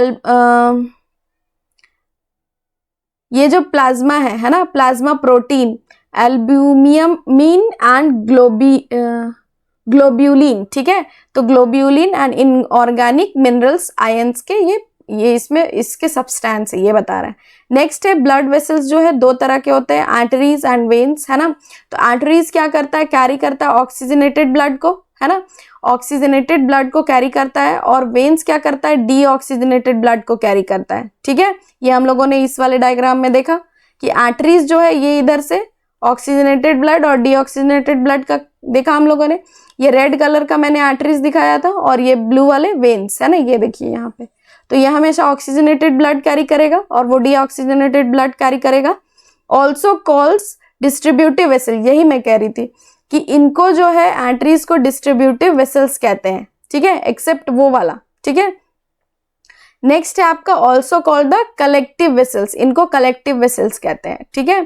थिक एंड इलास्टिक, ये थिक होता है, मोटा होता है, और इलास्टिक होता है, and thin and less elastic, ये पतला होता है और कम इलास्टिक होता है। इसमें एक पॉइंट आप और ऐड कर सकते हो कि आर्टरीज जो होता है डीप सीटेड होता है, मतलब हमारे बॉडी के बहुत अंदर होता है, ठीक है, मतलब अंदर की तरफ में ये अरेंज्ड होता है, और जो वेन्स होता है हमारे बॉडी के ऊपर के सरफेस में ही प्रेजेंट होता है। तो मतलब ये डीप सीटेड होता है और ये अपर सरफेस में ही प्रेजेंट होता है, ठीक है। तो ये आप इसको ध्यान में रख सकते हो।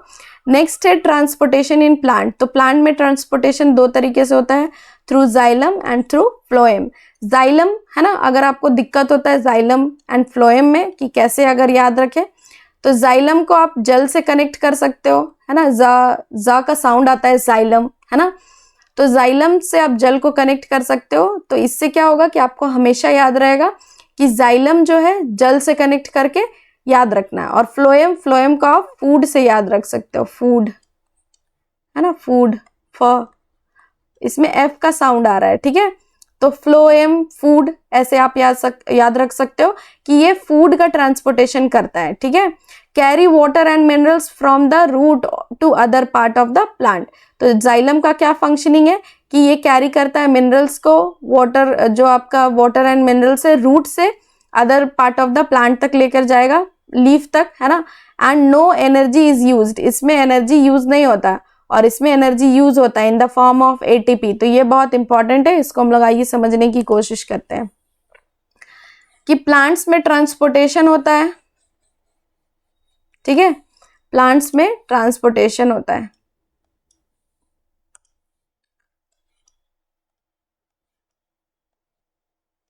प्लांट्स में ट्रांसपोर्टेशन जो होता है वो दो तरीके से होता है, active transportation and passive transportation, ठीक है।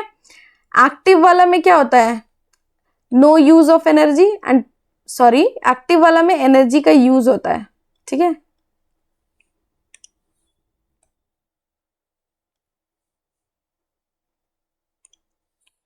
एनर्जी यूज होता है, एंड पैसिव वाले में क्या होगा, नो यूज ऑफ एनर्जी, ठीक है। इसमें एनर्जी यूज होगा, इसमें एनर्जी यूज नहीं होगा।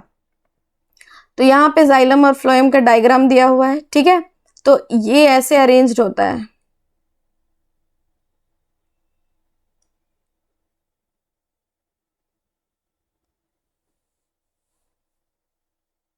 इस तरह से इसके अंदर अरेंज रहता है जाइलम एंड फ्लोएम, ठीक है। तो क्या होता है कि रूट्स के थ्रू जो है, रूट्स के थ्रू यहाँ वाटर का ट्रांसपोर्टेशन होगा, रूट से वाटर जाएगा, ठीक है।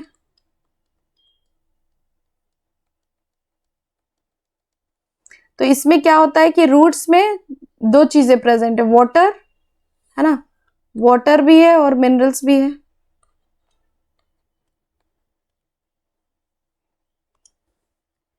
मिनरल्स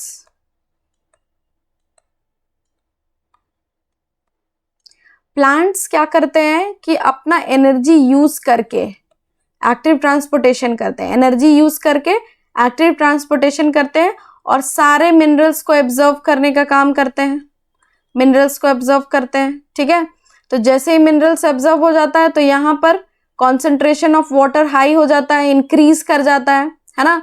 तो हम लोगों ने तभी पढ़ा था कि वाटर का जो फ्लो है हायर कंसेंट्रेशन से लोअर की तरफ मूव करेगा। तो वाटर यहाँ पर जब ज्यादा अमाउंट में प्रेजेंट हो गए हैं तो यहाँ पर विदाउट एनी एनर्जी ये ऑस्मोसिस के थ्रू अंदर चले जाएंगे। ठीक है, ऑस्मोसिस करके ये प्लांट्स अंदर चले जाएंगे, प्लांट्स के अंदर, जिसे कहते हैं passive transportation without using energy. यहाँ पे प्लांट जो है क्या एक मैकेनिज्म यूज किया कि वहां पर से सारे मिनरल्स को एब्जॉर्व कर लिया, तो वहां पर अमाउंट ऑफ वाटर वहां पे बढ़ गया। ठीक है, इंक्रीज हो गया, जिसके वजह से वहां पर एक क्रिएट हुआ कि मॉलिक्यूल्स क्या किए, वाटर के मॉलिक्यूल्स ऑस्मोसिस के थ्रू, है ना, ऑस्मोसिस के थ्रू क्या कर लिए, प्लांट के अंदर चले गए ऑस्मोसिस करके। ठीक है, और इसके बाद यहां तक आपका दिखाई दे रहा होगा ये वाटर यहाँ रिलीज होगा। यहाँ पे मान लीजिए लीफ है, तो वाटर क्या करता है, ऐसे जाता है और यहाँ पे जो स्टोमेटल पोर्स है वहां से एक्स्ट्रा वाटर को वाटर वेपर में रिलीज कर देता है। ठीक है, वाटर वेपर में रिलीज कर देता है, तो इसे ही कहते हैं ट्रांसपोर्टेशन। ठीक है, ये आपका ट्रांसपोर्टेशन ऑफ वाटर हुआ, और जैसे ही यहाँ से वाटर रिलीज हुआ ये आपका ट्रांसपीरेशन है कि वाटर एक्स्ट्रा वाटर मॉलिक्यूल्स को रिलीज करना है। जैसे कि आपको फिर से एक बार समझाने की कोशिश करती हूँ कि ये जो प्लांट्स है,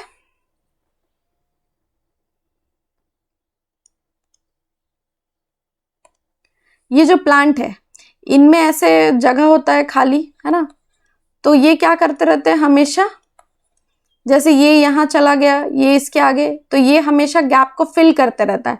तो जब यहाँ से ये रिलीज होगा तो ये खाली हो जाएगा, तो फिर ये इसको फिल करेंगे, और इस तरह से हर टाइम यहाँ से वाटर एब्जॉर्प्शन होता रहता है। ठीक है, और इसी के थ्रू ये क्या होता है, transpiration and transportation of water. ठीक है, तो इसमें जाइलम और फ्लोएम का बताया, तो जाइलम में आपको पता रखना है, याद रखना है, जाइलम से वाटर का ट्रांसपोर्टेशन होता है और फ्लोएम से फूड, जो फूड लीफ में बना है। ठीक है, तो जाइलम जो होता है यूनी डायरेक्शनल होता है, फूड जो फ्लोएम होता है वो बाई डायरेक्शनल होता है। ठीक है, फूड जो ट्रांसपोर्ट करेगा वो बाई डायरेक्शनल होगा। तो इसमें देख रहे हैं आप कि वाटर, फूड, टू वे, हाँ यहाँ पे दिखाया है two way flow of sap, cell with the end wall all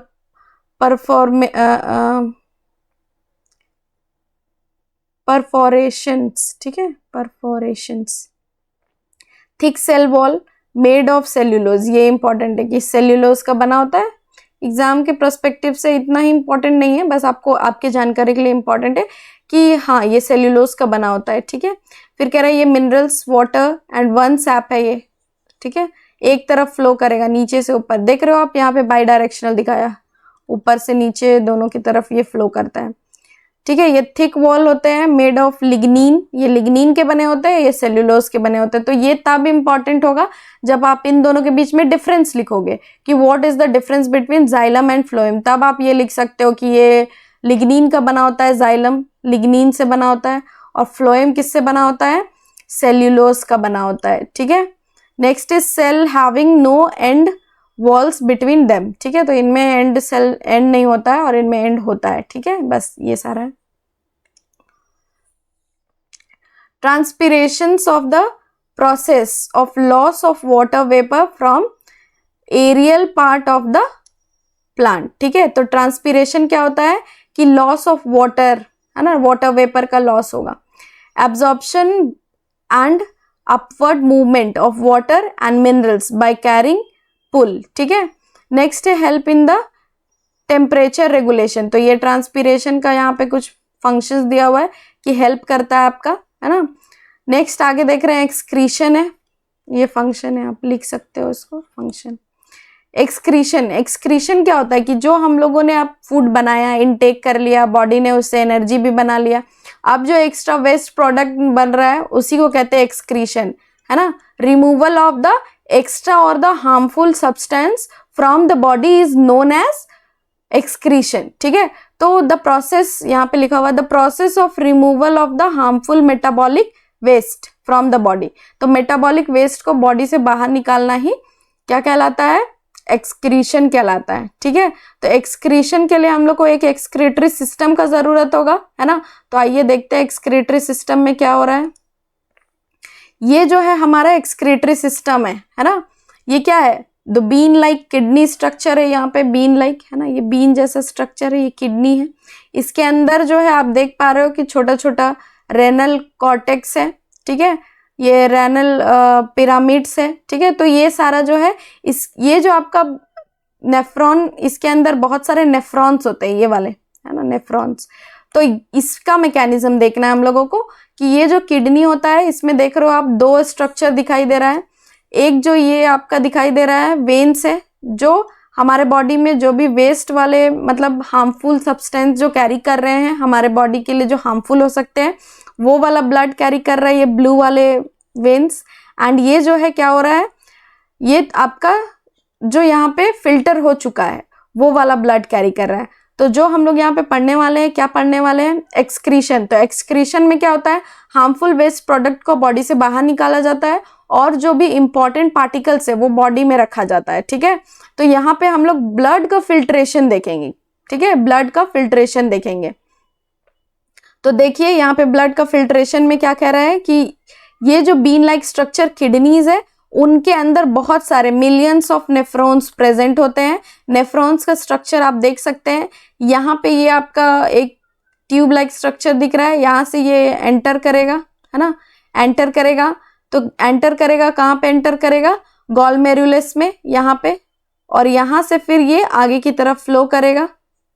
flow करने के बाद यहाँ पे एक हेनल लूप है, हेनल लूप यहाँ पे आएगा और यहाँ पे आपका सबसे इंपॉर्टेंट पार्ट है, यहाँ पर ही आपका एक्सचेंज ऑफ मटेरियल होगा। जो भी वाटर है ना, वाटर और भी जो इंपॉर्टेंट सब्सटेंस है ये रीअब्जॉर्ब्ड हो जाते हैं, यहाँ पे रीअब्जॉर्ब्ड होते हैं, ठीक है, रीअब्जॉर्ब्ड कर लेगा। और जो एक्स्ट्रा पार्ट है आपको दिख रहा है ये वाले डक्ट से फिर यहाँ से जाकर यहाँ चला जाएगा, ठीक है, कलेक्टिव डक्ट में ये आ जाएगा। और कलेक्टिव डक्ट जो है आप देख रहे हो कि यहाँ से यहाँ मिलता है ब्लैडर में, ठीक है, और फिर ये यूरेथ्रा से होते हुए हमारे बॉडी से बाहर आ जाता है, ठीक है। तो नेफ्रॉन ये आपके बुक में दिया होगा, है ना, नेफ्रॉन का डायग्राम। तो इसको थोड़ा प्रैक्टिस कर लीजिएगा, एग्जाम में आ सकता है ना, नेमिंग करने आ सकता है, एक्सप्लेन करने आ सकता है, ठीक है। तो देखिए आइए समझते हैं कि ये और क्या दिया हुआ है इसमें। इसमें एक ही इंपॉर्टेंट बात दिया है कि आपको समझना है कि यहाँ पर फिल्ट्रेशन ऑफ ब्लड होता है, कि जो भी हमारे बॉडी में सब्सटेंस है, आपके बुक में लिखा होगा सिंपली कि रीअब्जॉर्ब करता है जो भी मिनरल्स है और क्या क्या चीज़ों को, वाटर, एक्स्ट्रा वाटर को भी ये रीअब्जॉर्ब करता है, ठीक है।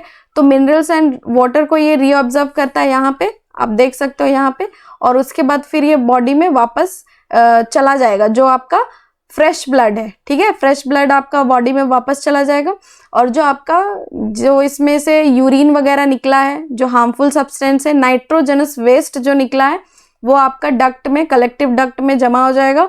और उसके बाद फिर ये ब्लैडर के थ्रू, ब्लैडर में यहाँ पे जब फिल हो जाएगा तो फिर ये यूरेथ्रा के थ्रू बाहर आ जाएगा। देखिए इसमें क्या कह रहे हैं, बता रहा है कि 4 चीजें हैं, a pair of kidney, a urinary bladder, a pair of ureter and a urethra, ठीक है। तो ये आपका दिखा रहा है, यूरिन जो है इसमें से पास होता है through the ureters and in the urinary bladder, और स्टोर करता है until release through the urethra. जब तक ये रिलीज नहीं होगा तो यहाँ पे स्टोर करने का काम करता है। Each kidney has a number of filtration unit called nephron. तो जैसे कि सेल को फंडामेंटल यूनिट ऑफ लाइफ कहते हैं, वैसे ये जो फिल्ट्रेशन का यूनिट है ना, उसको नेफ्रॉन कहते हैं, ठीक है। Next, the urine formation involves 3 steps. एक तो गॉलमेरुलस में जाएगा, ठीक है, सेकेंड है ट्यूबुलर, जो आपको मैंने हेनल लूप दिखाया वहां पे जाएगा। यहाँ पर क्या होता है, no useful substance from the filter are reabsorb, जैसे कि back by the capillaries surrounded by the nephrons, तो वहां पे रीअब्जॉर्ब हो जाएगा। और लास्ट में ये जो सिक्रीशन है, extra water or the water, तो सिक्रीशन किसका किसका, extra water salts are secreted into the tube which open up into the collective duct and into the urethra. तो जो आपका एक्स्ट्रा मटेरियल है वो उसमें वहां चला जाएगा आपके इस यूरेथ्रा में, है ना, यूरिनरी ब्लैडर में, और यूरेथ्रा के थ्रू ये बॉडी से बाहर आ जाएगा। ठीक है। एक्सक्रीशन इन प्लांट्स, अच्छा और एक भी यहाँ पे हीमोडायलिसिस है, the process of purifying blood by an artificial kidney is called, is meant to the failure. जब भी कभी इस तरह का एक स्ट्रक्चर होता है, उसमें क्या होता है, एक स्ट्रक्चर बना रहेगा इस तरह का, उसमें ये आर्टिफिशियल किडनी की तरह परफॉर्म करता है। जो एक आदमी रहेगा उसके ब्लड को इसमें डाला जाएगा, यहाँ से ये फिल्टर होगा, और एक जो आपका जिसमें वेस्ट प्रोडक्ट जाएगा, और फिर ये एक अच्छा जो रहेगा वो बॉडी में वापस चला जाएगा। ठीक है, इसके थ्रू।